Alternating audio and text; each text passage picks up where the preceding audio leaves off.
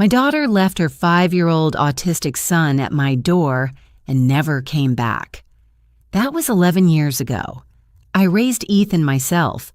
Everyone said he'd never succeed. Too different. Too difficult. They were wrong. By 16, he'd built a software worth $3.2 million. Then the news covered his story. 2 weeks later, my doorbell rang. Rachel, my daughter, standing there with a lawyer and documents claiming she'd been involved the whole time. Custody papers, financial records, visit logs, all lies, but they looked real. Our lawyer reviewed them and said without proof they're forged, we might lose. I panicked. Ethan didn't.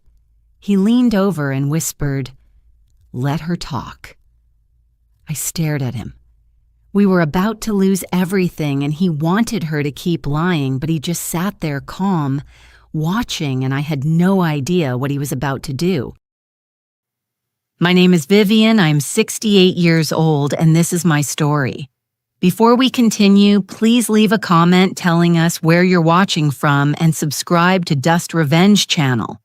We're creating a community of people who know that our best chapters can happen at any age. Now back to the story. Rachel showed up on a Friday in November 2010 with Ethan and one backpack. "Just for the weekend, Mom," she said at my front door. "I need a break, please." Ethan stood beside her, 5 years old, staring at the porch floor. He rocked back and forth, heel to toe. His hands covered his ears, even though we weren't making noise. "Rachel, what's I'll call you, Sunday?" She was already turning away, walking fast toward her car. She didn't hug. Ethan didn't kiss him goodbye, just left. I watched her taillights disappear down the street. Ethan kept rocking. I'd taught elementary school for 35 years, had a few autistic students mainstreamed into my class over the decades, always with aides and specialists handling the hard parts. But standing there with my grandson, I realized I knew almost nothing about actually living with it. "Hey, Ethan," I said softly, "want to come inside?" He didn't look at me, didn't move, just rocked. I picked up his backpack. It was light, too light for a weekend stay. I opened the door wider, waited. After a minute, Ethan walked past me into the house, still covering his ears. The refrigerator hummed. He flinched. The heater clicked on. He pressed his hands tighter to his head. I closed the door as quietly as I could. He was already in the living room, crouched in the corner by the bookshelf. "Are you hungry?" I asked. "Nothing." "Thirsty?" He rocked faster. I went to the kitchen, poured water in a yellow plastic cup I kept for when he visited. Those visits were rare, maybe twice a year, always short. I brought the cup to him, set it on the floor, an arm's length away. He stopped rocking, looked at the cup, then went back to rocking. That first night was worse. I made chicken nuggets and fries for dinner because Rachel once told me that's what he ate. Ethan took one look at the plate and turned away. I tried pasta. No, I tried a sandwich. He pushed it across the table. "What do you want to eat?" I asked. He hummed a low sound in his throat and stared at the wall. I gave him crackers. He ate 3. Bedtime was a disaster. I tried to help him brush his teeth and he screamed. Not crying, screaming like I was hurting him. I stepped back and he stopped, but he was shaking. "Okay," I said. "Okay, you can skip it tonight." I put him in the guest room, tucked the blanket around him the way I thought kids liked. He threw it off. I tried again. He screamed. I left the blanket at the foot of the bed and backed out of the room. He didn't sleep. I could hear him humming all night, that same low sound over and over. I didn't sleep either. Saturday morning, I called Rachel. No answer. Left a message. "Rachel, honey, call me back. I need to know what Ethan eats, what his routines are." She didn't call. I called again, Saturday night, Sunday morning, Sunday night. Nothing. 1 week became 2. I took Ethan to the pediatrician. The doctor confirmed what I already suspected. He's autistic.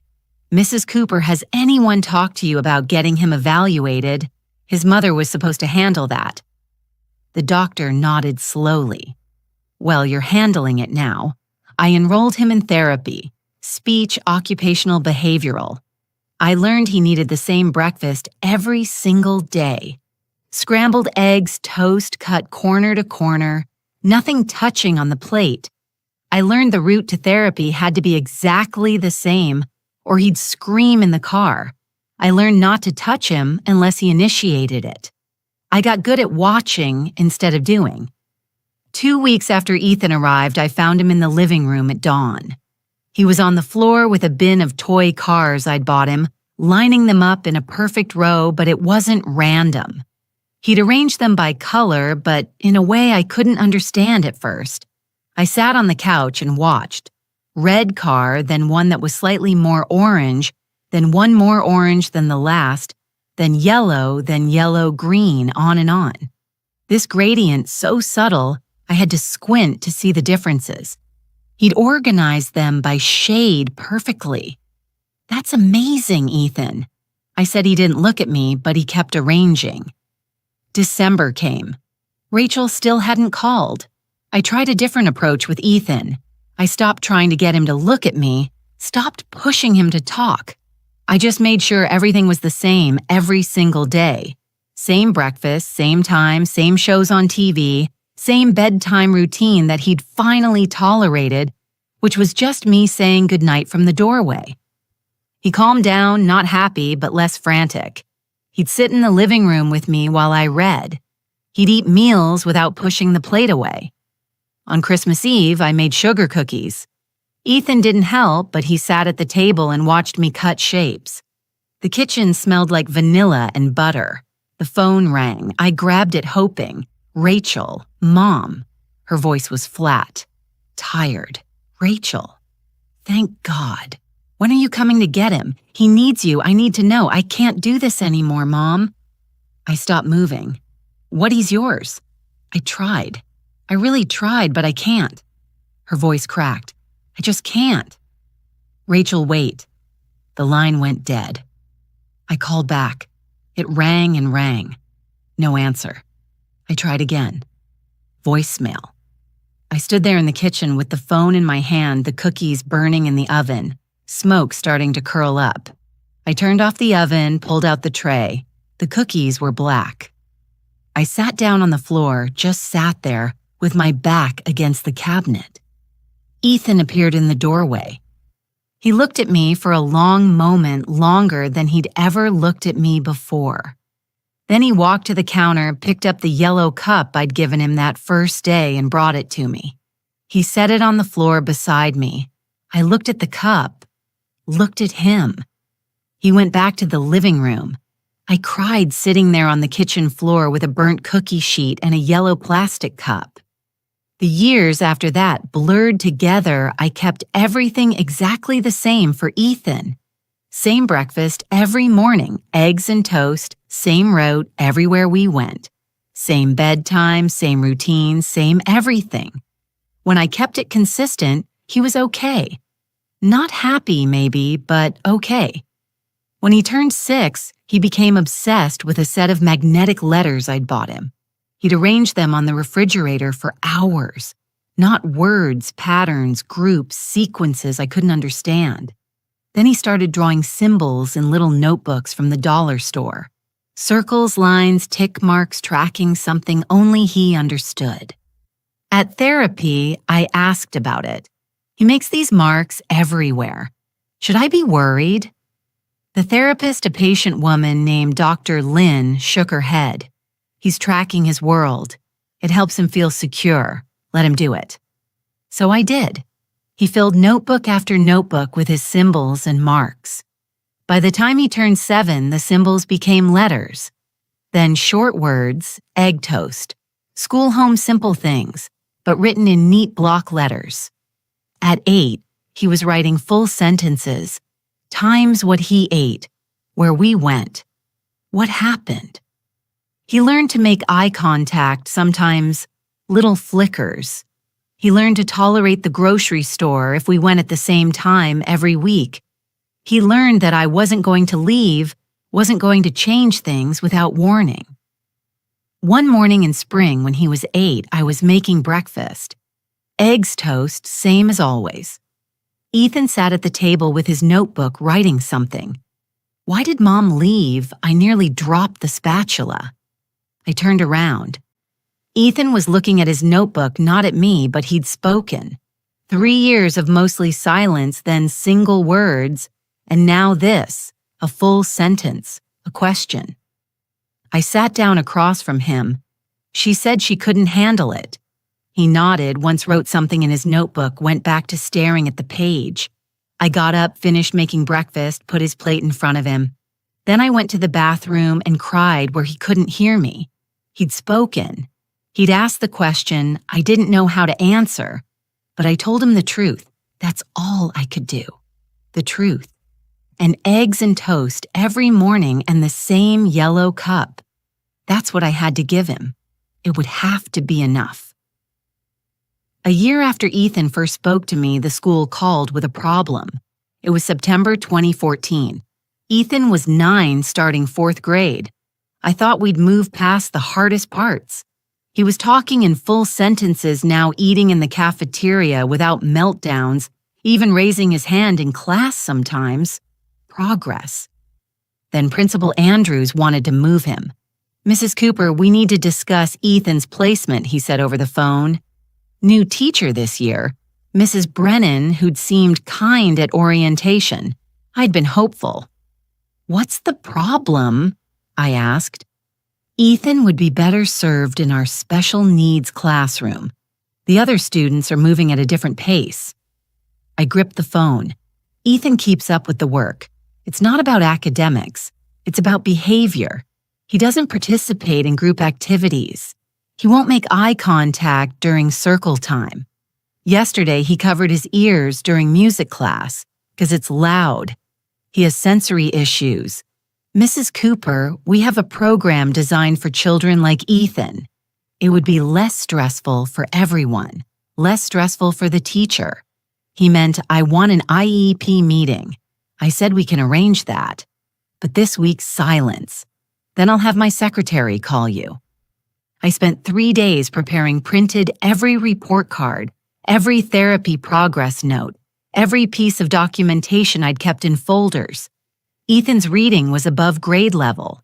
His math was 2 years ahead. His handwriting was careful and neat, every letter perfectly formed. The problem wasn't that he couldn't learn. The problem was that he learned differently. The meeting was on a Friday afternoon conference room at the school. 2 bright fluorescent lights humming. Principal Andrews sat at the head of the table. Mrs. Brennan next to him, school psychologist, special education coordinator, all of them with folders. I had one folder, but it was thick. "Thank you for coming, Mrs. Cooper." Principal Andrews said, "We want what's best for Ethan. So do I." Mrs. Brennan spoke first. Soft voice, sympathetic smile. "Ethan is a sweet boy, but he struggles socially. He doesn't interact with peers. During group work, he sits alone. He refuses to participate. Does he do the work I asked?" She hesitated. "Yes, but education isn't just about worksheets. It's about learning to work with others to communicate. He's autistic. Communication is harder for him, but he's trying." The special education coordinator, a woman named Ms. Pierce, leaned forward. "Our resource room offers a smaller setting, fewer distractions.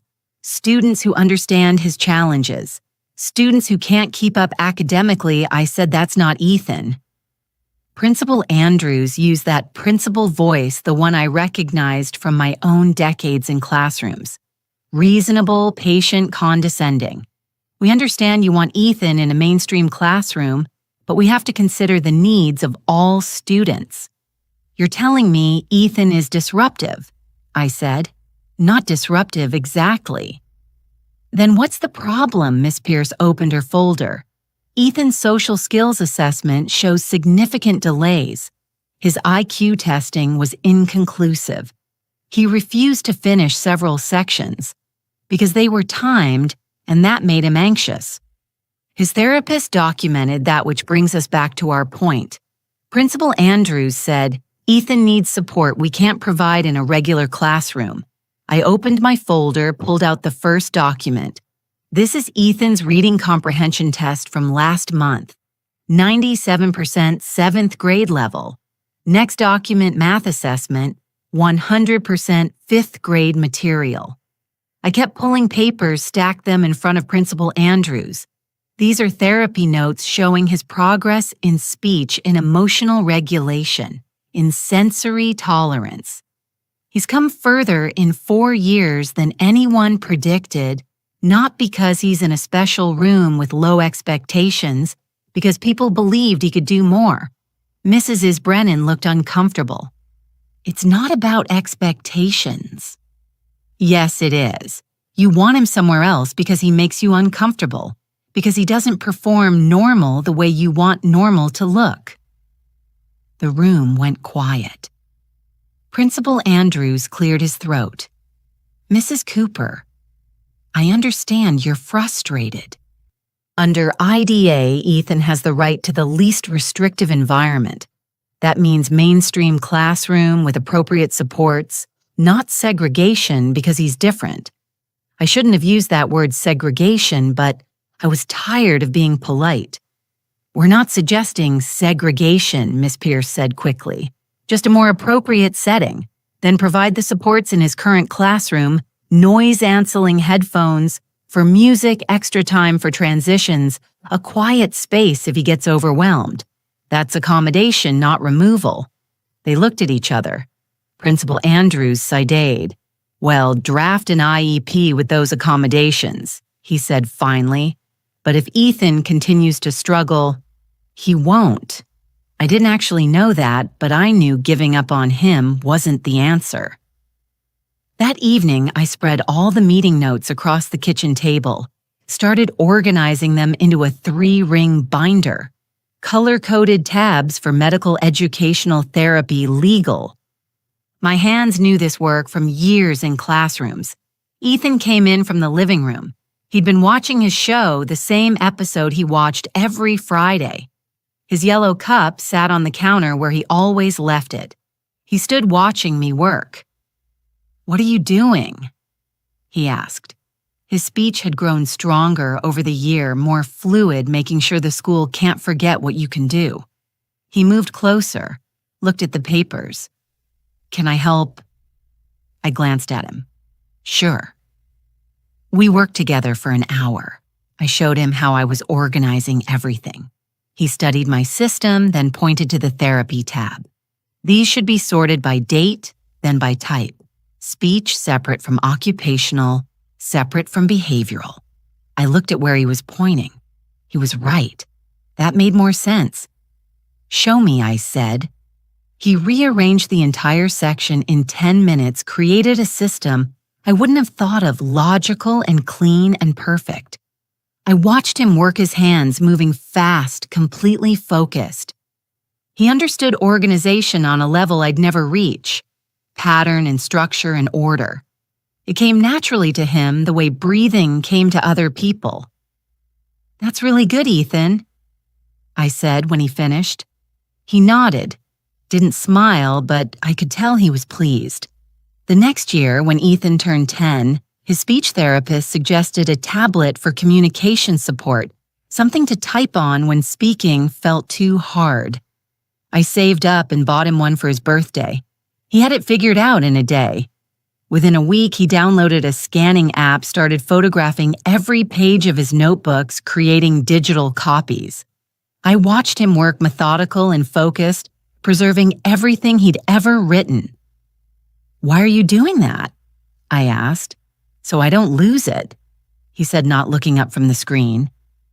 At therapy group sessions for parents, the other mothers would ask me questions during coffee time. How did I get Ethan to cooperate? What was my secret? How did I handle the meltdowns? "I don't handle him," I said. I listened to him. One woman, Linda, whose son was 7 and nonverbal, shook her head. But how do you stay so patient? I thought about that. I guess I stopped trying to make him be someone else. I just try to understand who he is. She looked at me like I'd said something profound, but it wasn't profound. It was just the only thing that worked. Ethan started noticing patterns everywhere. That year, we'd be driving and he'd say, "The traffic light on 4th Street is mistimed. It stays red 45 seconds longer than the others." I had no idea if that was true. At the grocery store, he'd look at the receipt and point out a pricing error. The apples were marked wrong 3 cents higher than the shelf tag. He was right every time.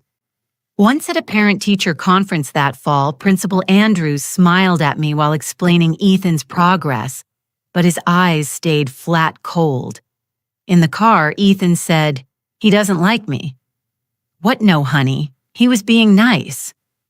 His face moved wrong. The smile didn't match. I glanced at Ethan.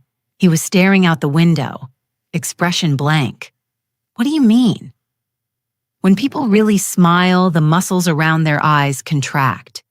His didn't. He was pretending. I drove in silence. Ethan was 10 years old and he could read faces better than I could. By the time he turned 11 and started 5th grade, I thought we'd found our rhythm. Then Mrs. Hang called me at work one afternoon. "Mrs. Cooper, Ethan disrupted class today." My stomach dropped. What happened? I was teaching long division. Ethan stood up and corrected me in front of everyone. Was he right? Pause. That's not the point. That's exactly the point. Was he right? Yes. But then he was helping. Mrs. Cooper. He embarrassed me. He needs to understand there's a time and place. He's 11. He sees a mistake. He corrects it. That's how his brain works. Another parent conference. Another stack of paperwork. This time, they wanted to label him oppositional defiant. I brought 6 months of therapy notes. Dr. Lynn's assessments showing Ethan wasn't defiant. He was direct factual. He didn't understand social hierarchies that said adults were always right, even when they were wrong. He's not being disrespectful, I explained to the school psychologist. He's being honest. There's a difference. They agreed to drop it. Barely. That night, Ethan asked me a question while we ate dinner. Why do they want me to be different? I set down my fork. What do you mean, the teachers? The other kids. Everyone wants me to act like I'm not me. I didn't have a good answer. Not really, because they're scared of people who see more than they do, I said finally. He thought about that. Nodded, once went back to eating. A few weeks later, he asked if I had his birth certificate. Why do you need that? I asked. I want to see it. I found it in my file cabinet. He studied it for a long time, then asked for his school enrollment papers, his social security card, anything with his name on it. Are you okay? I asked. Is this about your mom? I just want to see everything. Make sure it's all there. I assumed he was processing what had happened, trying to understand why Rachel left what his life looked like on paper. It made sense for a kid who organized the world in categories and files. I helped him scan everything into his tablet. Birth records, medical history, every legal document I had in the filing cabinet. He saved them all carefully, backed them up, created folders with labels I didn't quite understand. What are you building? I asked once. A system, he said, so nothing gets lost. I kissed the top of his head. Okay, buddy, whatever helps. I thought he was coping with his past. I had no idea he was preparing for his future. That future started taking shape the summer. Ethan turned 12. He'd been scanning documents for months by then, organizing everything into his tablet, with a focus I'd learned not to interrupt. But in June 2017, he discovered something new. Coding. I found him at the kitchen table one afternoon with my old laptop open, staring at a screen full of text that looked like gibberish to me. Lines of words and symbols and brackets. "What are you doing?" I asked. "Learning Python." He didn't look up. "What's Python a programming language? I'm following a tutorial." I leaned over his shoulder. The screen showed instructions about variables and functions and loops. None of it made sense to me. "Is this for school?" "No, I just want to learn it." I left him alone. That's what worked with Ethan. Let him follow what interested him. He spent the entire summer on that laptop. While other kids were at baseball camp or the pool, Ethan was coding.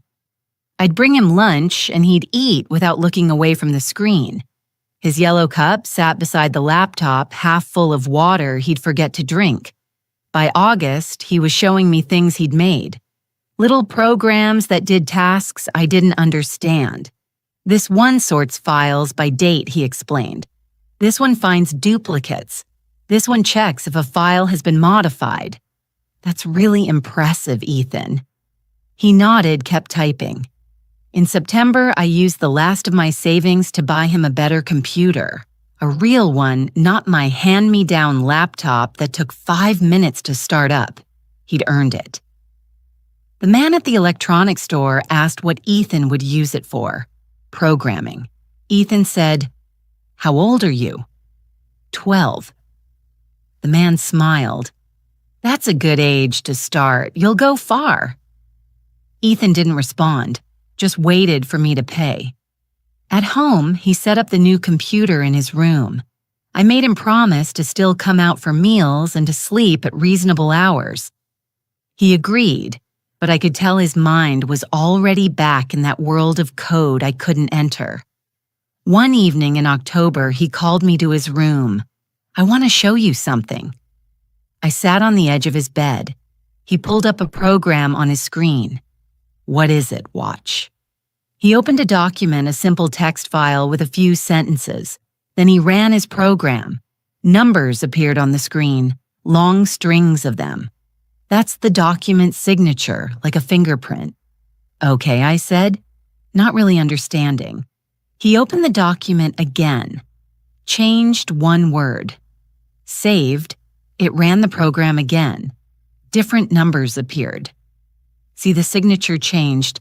That means the document was altered, so you can tell if someone edits something. Yes. And when and how many times he looked at me, actually made eye contact for a moment. So things stayed true. I thought about all those school meetings, all those times administrators had said one thing and then claimed later they'd said something else. All the times I'd wished I had proof. "That's brilliant, Ethan." He turned back to his screen. "It's just pattern recognition. Digital instead of physical. Just pattern recognition. As if that wasn't everything." The next year, when he was 13, the project expanded.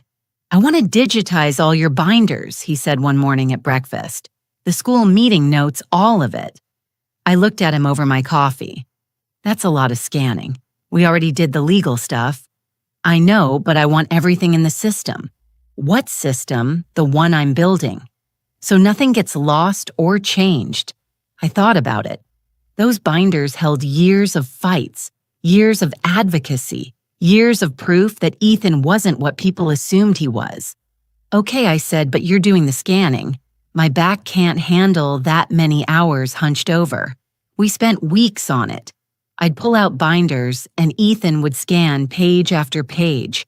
IEP meeting notes from 2014, therapy assessments from 2012, report cards, progress notes, incident reports, every piece of paper that told Ethan's story. He didn't just scan them. He did something to each file on his computer, adding layers of information I couldn't see. "What are you adding?" I asked once. "Timestamps, verification codes, hash values." He paused. "Each document connects to the ones before and after it like a chain. If someone tries to change one link, the whole chain breaks. Why would someone change them? He looked at me. Why did Principal Andrews try to move me when I was 9? Fair point. So this protects the truth, I said. Yes. I watched him work. This kid who'd been nonverbal 7 years ago, who'd screamed at the sound of the vacuum cleaner, who couldn't look anyone in the eye. Now he was building something I could barely comprehend, something powerful. I'm proud of you, I said. He nodded once, kept scanning. Our relationship had changed by then. We didn't need a lot of words. I'd say something, he'd nod. He'd show me something on his computer. I'd tell him it was good. We had dinner together every night. Same time, same seats. His yellow cup always to the right of his plate. Comfortable. That's what it was. Comfortable silence with someone who understood you didn't need to fill every quiet moment with noise. He turned 14 in November 2018. One afternoon, he asked if I'd kept anything from when he first came to live with me, like what receipts, calendars, bank statements, anything from 2010 or 2011. I frowned. Why would you want that? I just want to see it. I led him to the garage, showed him the boxes I'd never thrown away because I'm not a throwaway kind of person. Old tax records, utility bills, bank statements going back a decade. Calendars where I'd written appointments and errands in cramped handwriting. You kept all this? He asked. I taught elementary school. We keep everything. He started going through the boxes, pulled out my 2010 calendar, opened it to November, ran his finger down the dates. Why do you need this? I asked. I need to know what really happened, not what people say happened. What actually happened, I sat down on an overturned crate. This is about your mom. He didn't answer right away, just kept looking at the calendar, at my handwriting marking the day Rachel brought him. The days after when I'd written, try chicken nuggets and call Rachel and doctor appointment. I need to know the timeline, he said finally. When things happened, what was real? My chest tightened. He was processing it. The abandonment, the years without her, the questions he'd never gotten answers to. We can scan all of it, I said. Whatever you need. We brought the boxes inside, spent the next month scanning grocery receipts, bank statements showing I'd never gotten money from Rachel, phone bills proving she'd never called, calendars documenting our routine, our life every ordinary day that proved she'd been gone. I thought he was building a timeline of his childhood, understanding his past through documentation and proof. Why grocery receipts, I asked once, watching him scan a faded slip from 2011. They have dates. They show where we were, what we bought. They're evidence. Evidence of what happened, of what was real. I didn't push. If he needed this to heal, I'd help him. He started staying up later that year. I'd go to bed at 10:00 and hear the click of his keyboard through the wall. At midnight, I'd get up, make him a sandwich, or cut up an apple, leave it on his desk without saying anything. Thanks, he'd murmur, not looking away from his screen. Some nights I'd wake at 2 or 3 in the morning and see light under his door. Ethan, you need to sleep, I'd say. Almost done. He was never almost done. One night in February, I brought him tea at 1 in the morning. His room was cold. 3 monitors now, all showing different screens of code and documents and data. What are you making? I asked. He paused, turned to look at me. Something that will help people know what's real and what's fake. What actually happened versus what someone claims happened. That's really important to you. Yes, because of your mom. He thought about that because people lie and sometimes you need proof. I kissed the top of his head. His hair needed cutting. Don't stay up all night, I said. I won't. He did anyway. I'd find him asleep at his desk some mornings, head on his arms monitors still glowing. I'd put a blanket over him and make breakfast. He'd wake up an hour later and come to the kitchen like nothing had happened. I was proud of him, proud of his dedication, his intelligence, his drive to create something meaningful. I just didn't understand what it was really for. I thought he was healing from the past. I didn't know he was building armor for the future. I'd find him asleep at his desk some mornings, head on his arms, monitor still glowing. I'd put a blanket over him and make breakfast. He'd wake up an hour later and come to the kitchen like nothing had happened. I was proud of him, proud of his dedication, his intelligence, his drive to create something meaningful. He'd ask me sometimes to test his programs, click this button, tell him if the colors looked right, if the words made sense. I didn't understand what any of it did, but I could tell him if it looked finished. Does it work? I'd asked. Yes. Then what are you still working on? Making it better, always more accurate, always one more test, one more verification, one more way to prove what was real and what wasn't. I thought it was just a project, something impressive he'd put on college applications someday. I had no idea what he was really building. What he was building turned out to be something people would pay millions for. Ethan was 15 when he finished it. Spring 2020, middle of the pandemic. The world locked down and everyone suddenly living online. Ethan barely noticed the difference. He'd been living in his room with his computers for years already. I want to show you something, he said one afternoon in May. I followed him to his room, 3 monitors all showing different screens. He pulled up a program with a clean, simple interface.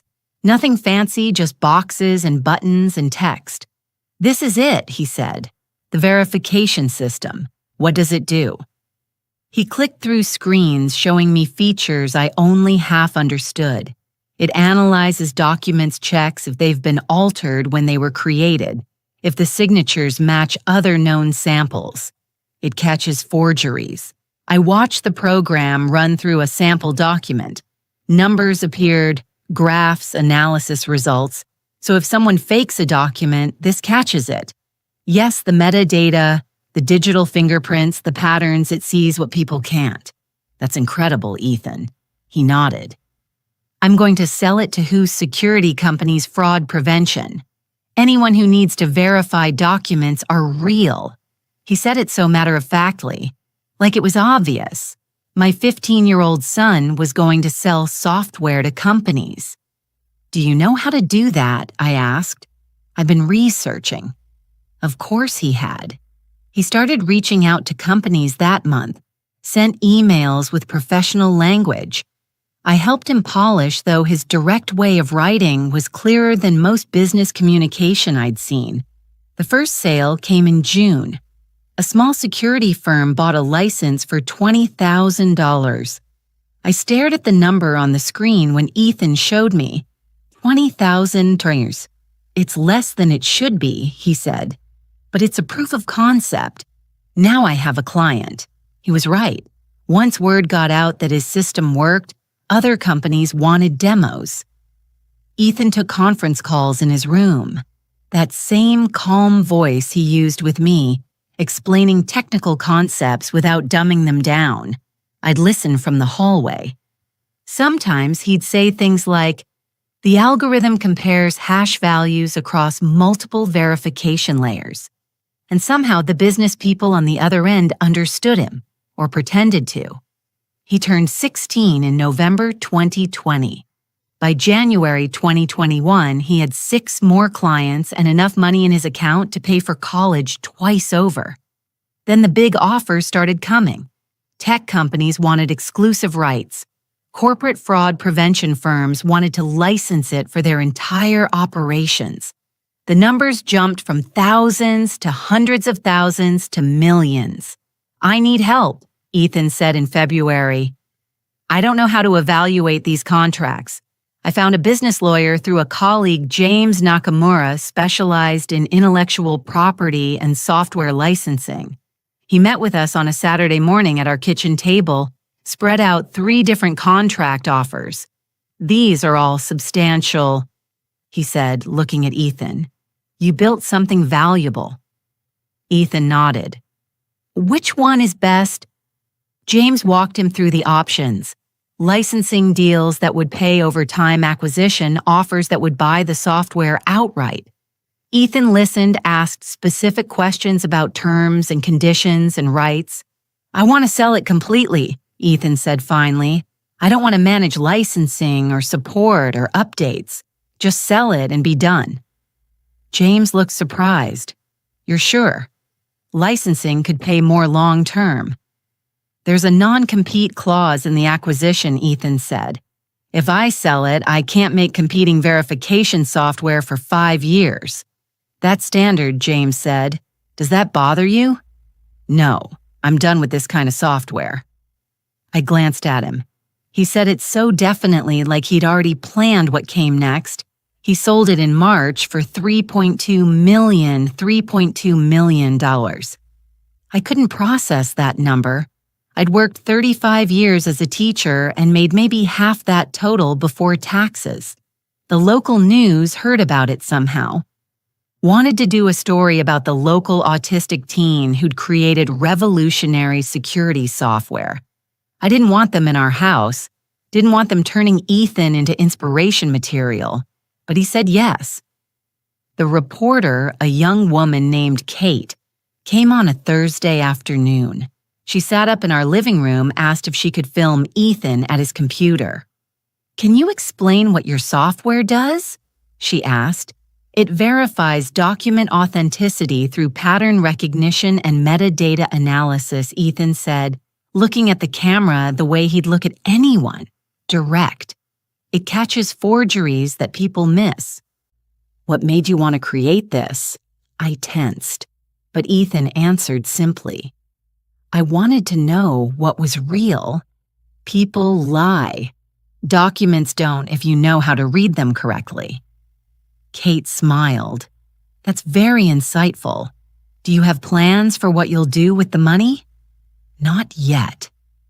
She tried a few more questions, but Ethan's answers were short, factual, not the emotional human interest story she wanted. After 20 minutes, she thanked us and left. The segment aired on Friday Evening News. Local teen creates revolutionary security software. They used maybe 2 minutes of the interview, added dramatic music, showed Ethan at his computer, looking focused and brilliant. I watched it with him. How do you feel? I asked when it ended. Fine. But I noticed something in the days after. He wasn't celebrating, wasn't excited about the money or the attention or what came next. He was just waiting, watching. I'd catch him staring out the window sometimes, or sitting at the kitchen table with his yellow cup, not drinking, just holding it. You okay? I'd asked. Yeah, but he wasn't. Something had shifted. Some tension I couldn't name. 2 weeks after the news story aired, the doorbell rang on a Tuesday afternoon. I wasn't expecting anyone. Ethan was in his room. I opened the door, and there they were. A woman in a gray suit, expensive-looking hair, perfect. A man beside her in a dark suit carrying a leather briefcase. The woman smiled. It didn't reach her eyes. Hi, Mom. My stomach dropped. My hands went cold. Rachel? She looked older, 11 years older. Lines around her mouth, tension in her jaw, but it was her. Ethan, she said, looking past me into the house. I couldn't move, couldn't speak. My body had forgotten how. I'm Stephen Walsh, the man said. Mrs. Cooper's attorney. We'd like to speak with you about Ethan's situation. His situation, I managed. Rachel's smile got tighter. Can we come in? This is important. I should have said no, should have closed the door, but I was frozen. Ethan appeared behind me in the hallway. He looked at Rachel. His face was completely blank. No surprise, no emotion, nothing. He just watched her the way he'd watch traffic patterns or pricing errors. Analytical calculating. Come in, he said. My legs moved without my permission. I stepped back. They came into my house. Rachel and her lawyer and I felt sick. We sat at the kitchen table, the same table where Ethan and I ate breakfast every morning, where we'd organize school meeting notes and scan documents and planned his future. Now Rachel sat there, hands folded, while her lawyer opened his briefcase. "Mrs. Cooper, we're here to discuss custody and financial guardianship," he said. Professional, smooth, practiced. "My client, Rachel Cooper, has maintained parental rights to Ethan and wishes to resume active custody." "Custody?" I said. "He's 16 precisely," Walsh said. "Still a minor, and my client never formally terminated parental rights. She's been co-parenting from a distance, maintaining contact through appropriate channels." "That's a lie," I said. My voice shook. "She hasn't called in 11 years. Rachel spoke then. Soft voice, sad eyes that looked fake. "Mom, I know you've done a wonderful job raising Ethan, but he needs his mother now, especially with the money and the attention. He needs guidance. He has guidance." Walsh pulled out papers, documents with official-looking seals and signatures. These show Mrs. Cooper's maintained legal parental rights. She's documented her financial support and communication over the years. She's entitled to custody and given Ethan's minor status management of his financial assets until he reaches majority. I looked at the papers. They looked real professional. My heart was hammering. "Those are fake," I said. But I had no proof. "They're properly notarized and filed," Walsh said calmly, "unless you can prove otherwise." I looked at Ethan. He was watching Rachel. His face still blank, but I could see something in his eyes, something I couldn't read. "Ethan," I said quietly, "what do we do?" He looked at me for 1 second, then back at Rachel. "We should get a lawyer," he said. Getting a lawyer turned out to be easier than using one. I found Linda Reyes through a referral family law attorney with 20 years of experience. She met with us 3 days after Rachel showed up, came to our house because I couldn't face going to an office. I brought every binder I had, years of school records, therapy notes, medical appointments, every piece of paper proving I'd raised Ethan. My hands shook the entire time I carried them to the kitchen table. Ethan sat quietly in the chair beside me, watching, always watching. Linda spread Rachel's documents across the table, the ones Walsh had presented. She studied them for over an hour, reading every page, checking signatures, examining the stamps. Finally, she looked up. Her face told me everything before she spoke. "These look legitimate," she said carefully. "Very professionally done, but they're fake," I said. "She's lying.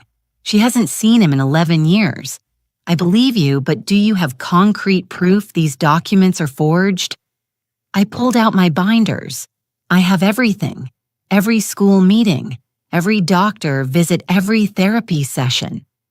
Linda looked through them, nodded slowly. "This is excellent documentation. It proves you've been the primary caregiver, but Mrs. Cooper, without hard evidence that her documents are fake, a judge might rule in her favor.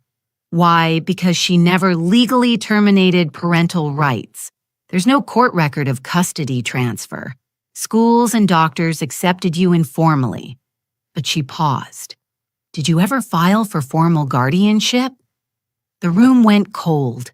I didn't think I needed to. She abandoned him.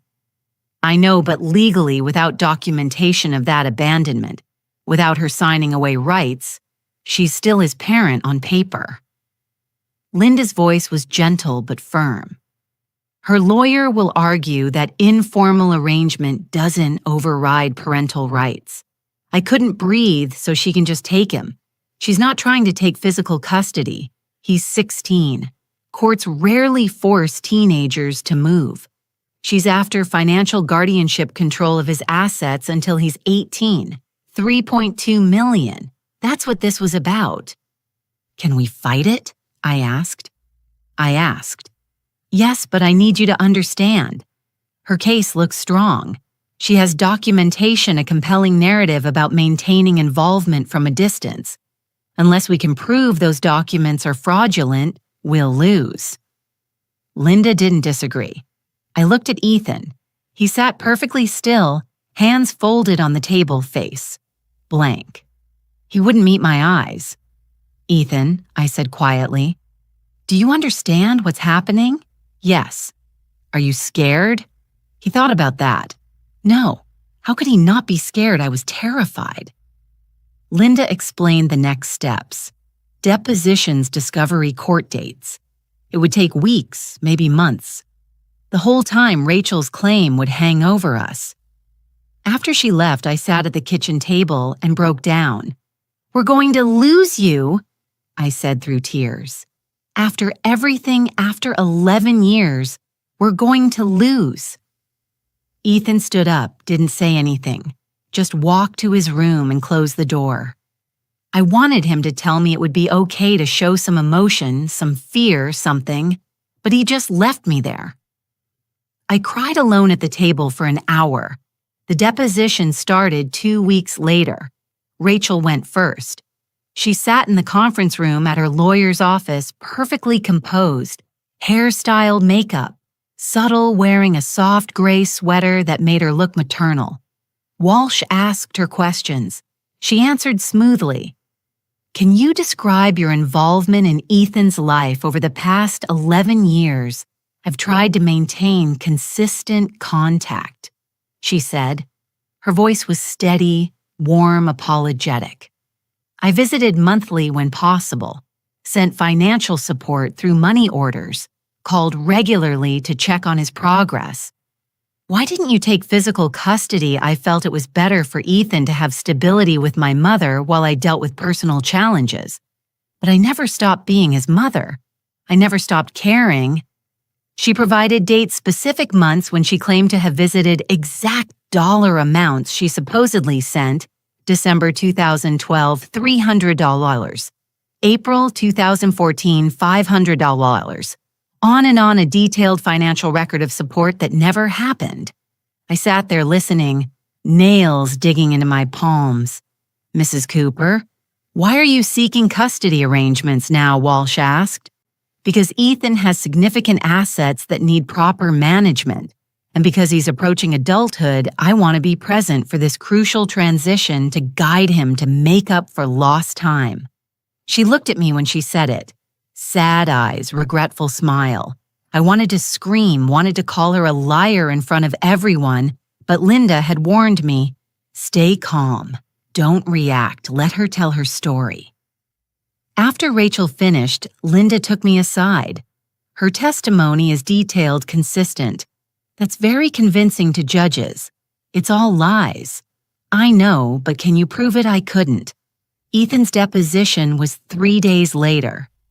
Walsh asked him questions about his childhood, about memories of his mother, about her involvement. "Do you remember your mother visiting you?" Walsh asked. "I don't recall specific visits." "Do you remember phone calls from her? I'd have to check my records." "What about financial support? Did you know she was sending money?" "I don't remember receiving money from her." Walsh looked pleased. He thought Ethan's memory was poor, that it supported Rachel's narrative that she'd been involved. But Ethan, being autistic, simply didn't remember clearly. He had no idea. Linda asked Ethan questions too. "Can you describe your relationship with your grandmother?" "She takes care of me. Cooks meals, helps with school. She's always been there." "Do you want to live with her?" "Yes." "Do you want your mother to have control of your finances?" "No." Short answers.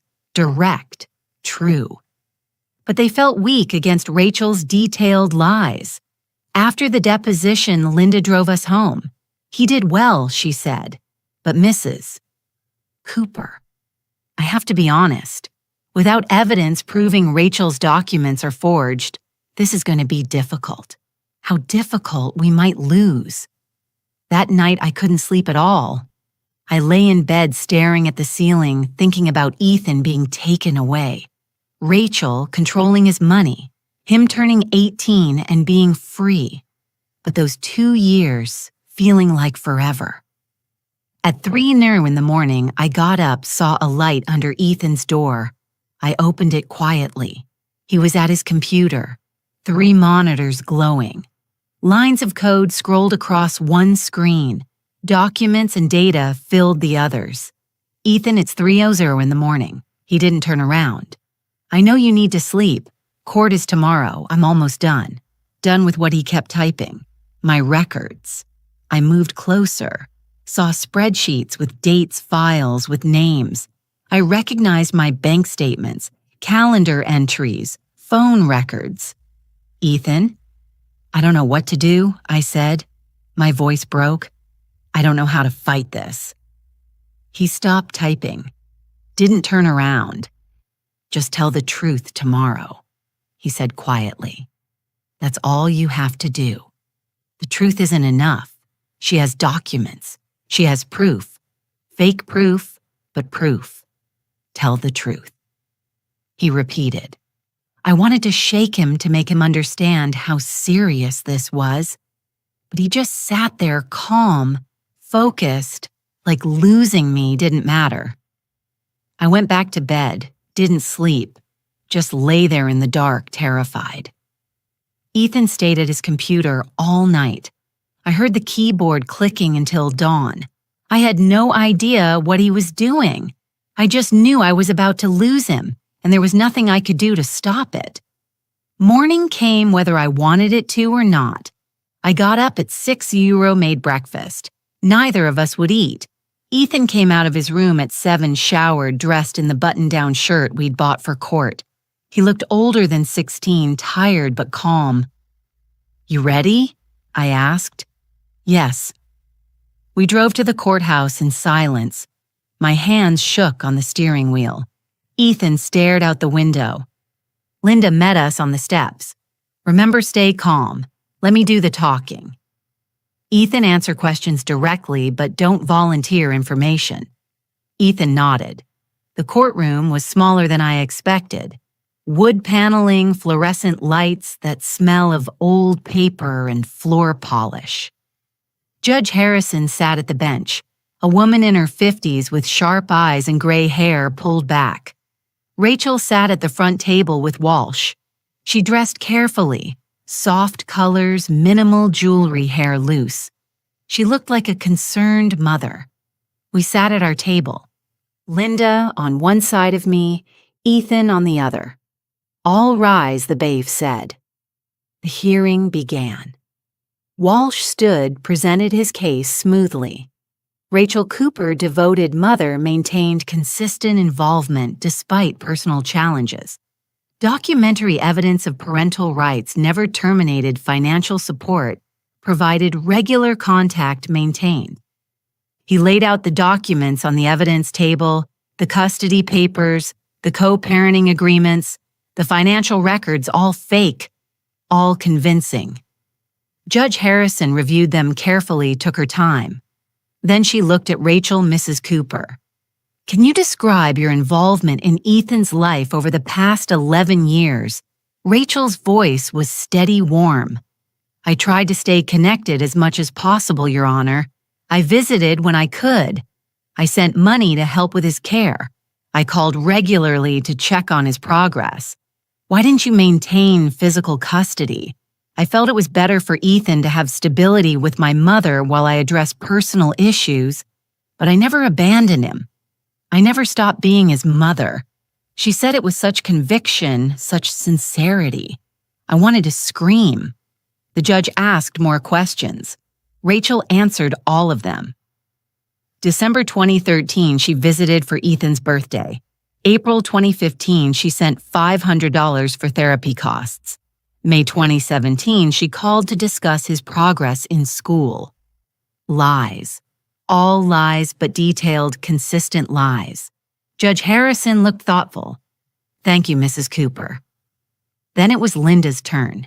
She presented my binders, years of school meetings, therapy records, medical appointments, every piece of evidence that I'd raised Ethan alone. But as she went through them, I could see the judge's expression.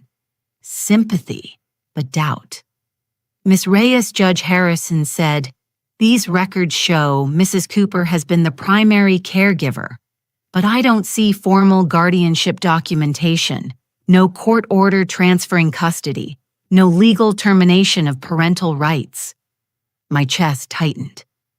"Your Honor," Linda said carefully, "Rachel Cooper abandoned Ethan when he was 5 years old.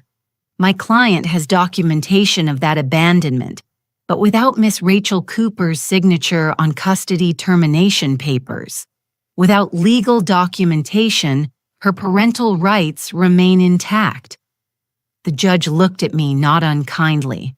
"Mrs. Cooper, I understand you've done excellent work raising your grandson, but legally, without proof that his mother abandoned her parental rights, her claim has standing." The room tilted. Rachel looked at Walsh, smiled slightly. She thought she'd won, and my heart was pounding so hard I couldn't breathe. I looked at Ethan beside me, desperate for something, anything. His face was completely blank, unreadable. I leaned close, whispered, "She's lying. We have to stop her." He turned his head, slightly whispered back, "Let her talk." What let her say everything she wants to say? I didn't understand. We were losing, and he wanted Rachel to keep talking. Judge Harrison looked at Ethan. "Young man, do you wish to speak?" Long pause. Ethan sat perfectly still, then he stood. "Yes, Your Honor, I have evidence." My heart stopped. What evidence I'd given Linda everything I had? Approached Judge Harrison, said, Ethan picked up a bag I hadn't noticed him carrying. Walked to the witness stand, calm, steady, like he'd done this 100 times. He pulled out a laptop. "May I connect this to the display?" Your Honor, Judge Harrison looked surprised. "What are you presenting?" "Verification of document authenticity and timeline evidence." He spoke clearly, directly the way he always did. "I built a system that proves whether documents are real or forged." Walsh stood immediately. "Your Honor, this is highly irregular. We weren't informed of this evidence. Your client presented fraudulent documents 6 weeks ago," Ethan said, looking at Walsh. "I'm presenting analysis of those documents now." Judge Harrison studied Ethan. "Proceed, but this better be relevant." Ethan connected his laptop. The courtroom display lit up. He pulled up Rachel's custody documents, first the ones Walsh had presented. They appeared on the screen official, looking with stamps and signatures. These documents claimed to be from 2011 through 2020, Ethan said. But the digital metadata shows they were created 6 weeks ago, right after the news story about my sale aired. He clicked through screens showing creation dates, file properties, editing history, all time-stamped, all recent. Walsh objected. "Metadata can be manipulated."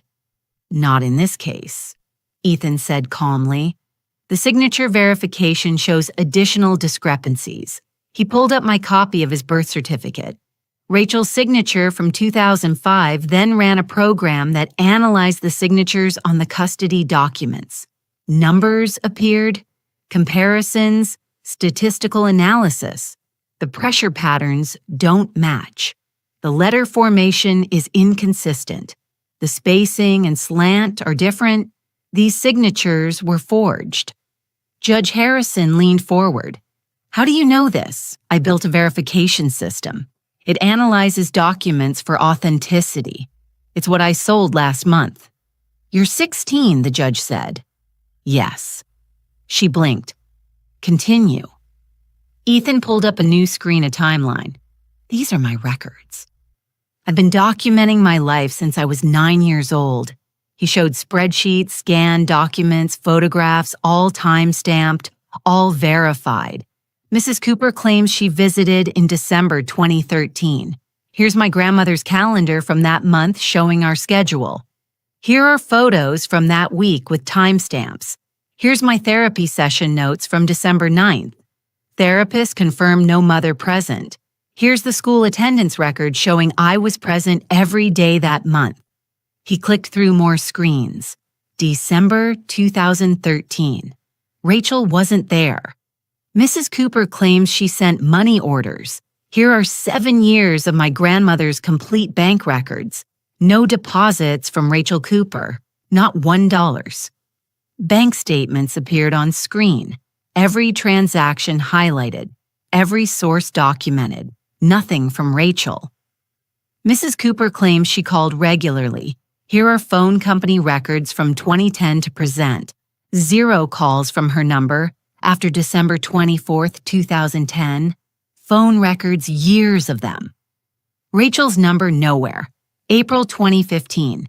She claims she sent $500 for therapy. Here's the bank statement showing no such deposit. Here's my grandmother's calendar showing she paid out of pocket. Here's the receipt. Every claim Rachel had made. Ethan demolished with proof. Walsh stood again.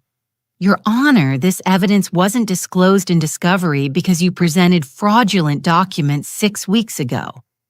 Ethan said, I built the verification system to analyze them. That's impossible. Walsh said, you couldn't build something like this in 6 weeks. I didn't. Ethan said, I've been building it for 7 years. I just finished analyzing these specific documents 6 weeks ago. Judge Harrison stared at him. You've been documenting your life for 7 years. Yes, Your Honor. Every calendar entry my grandmother made, every receipt she kept, every therapy session, every school meeting, every bank transaction, everything is time-stamped, cross-referenced, and verified. The system makes it impossible to alter retroactively. He pulled up more screens, showed the judge how it worked, how each document connected to others, how the verification codes proved nothing had been changed. So when Mrs. Cooper says she visited monthly, sent money, called regularly, I can prove she didn't, because I have proof of what actually happened, what was real. The courtroom was silent. Judge Harrison looked at Rachel. Mrs. Cooper, can you explain these discrepancies? Rachel's face had gone pale. She looked at Walsh. The metadata could be wrong, she said. Her voice shook. The dates might be. I mean, I did visit, I did send money. When exactly? The judge asked. December 2013, I remember. Do you have proof receipts, photos, anything? Rachel stammered. I didn't keep records. I was there. I know I was there. But you have detailed financial records of money orders sent. Yes, I mean, those show. She was falling apart, contradicting herself. The confident mother from 20 minutes ago was gone. Mrs. Cooper, Judge Harrison said coldly, did you or did you not falsify custody documents? My lawyer said. Walsh looked sick. Judge Harrison turned to Ethan. This verification system, it's legitimate. Yes, Your Honor. I sold it last month to Anderson Security for $3.2 million. They verified its accuracy before purchase. The judge's eyebrows rose. Then she looked at the evidence again, at the timeline, at the proof that Rachel had been gone for 11 years. I've seen enough, she said. She ruled from the bench. No recess, no deliberation. Rachel Cooper. I find your testimony not credible and your documentation fraudulent. Full custody and guardianship is awarded to Vivian Cooper. Furthermore, I'm referring this case to the district attorney for investigation of perjury and fraud. Rachel made a sound like choking. This hearing is adjourned. The gavel struck. It was over. Outside the courthouse, standing in the afternoon sun, I finally understood. You knew, I said. You've been protecting us all along. Ethan nodded. Once didn't smile, just nodded. 6 months later, things looked different. Ethan couldn't work in data security anymore. The non-compete clause from selling his verification system was clear. So he started a new company software testing and quality assurance. "I'm hiring people like me," he said over breakfast one morning. "Autistic people, we see patterns others miss." His first hire was Stephen. I recognized the name immediately. Stephen had been my student 20 years ago. I'd fought the school board for him in 4th grade. They said he'd never hold a job. Now he was Ethan's lead quality tester. Then Marcus, then Lily, more of my former students' kids people had given up on. I visited Ethan's office one afternoon. Small space, 6 desks, everyone wearing headphones, quiet, focused. Stephen saw me, took off his headphones. "Mrs. Cooper, you told the principal I wasn't broken, just different." His voice cracked. "Ethan says the same thing." I couldn't speak, just nodded. Rachel got 2 years probation and 500 hours of community service at an autism resource center. 3 months into her sentence, I was dropping off donated supplies and saw her on the floor reading to nonverbal children. She looked up, saw me. We both froze. She looked exhausted, humbled, nothing like the woman who'd shown up with a lawyer. The center director told me, not knowing who I was, that volunteer comes in extra hours. Says she's learning what she should have learned years ago. I didn't speak to Rachel, just watched for a moment, then left. Some things don't need words. On a Tuesday evening, a few weeks later, I brought dinner to Ethan's apartment like I always did. His yellow cup sat on the counter, chipped, but still his favorite. We ate at his small table, quiet, comfortable. I started clearing plates. Ethan put his phone down. "Vivian." I turned around. He was looking at his hands. "I know what you gave up for me." I sat back down, waited. "Your friends stopped calling. You stopped going places. I heard you on the phone once turning down a trip because you couldn't leave me. Ethan, you could have sent me away like she did. School suggested it. You didn't." My throat was tight. "You're my grandson." "I know." He looked up at me. "But you chose it every day, even when I couldn't say thank you." Silence, just the hum of his refrigerator. "It mattered," he said quietly. I reached across the table, put my hand near his, not touching, but close. "You were worth every single day," I said. He nodded once. "I know that now." We sat there a moment longer. Then I got up, finished the dishes while he opened his laptop. Same routine, same comfortable silence, but something important had been said. I kissed the top of his head on my way out. He didn't flinch. "See you Tuesday," I said. Tuesday, he confirmed. I drove home through streets I'd driven 1,000 times before.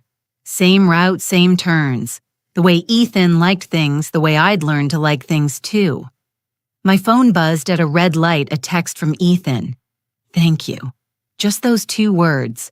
I smiled the whole way home. So that's my story. I'd love to hear what you think.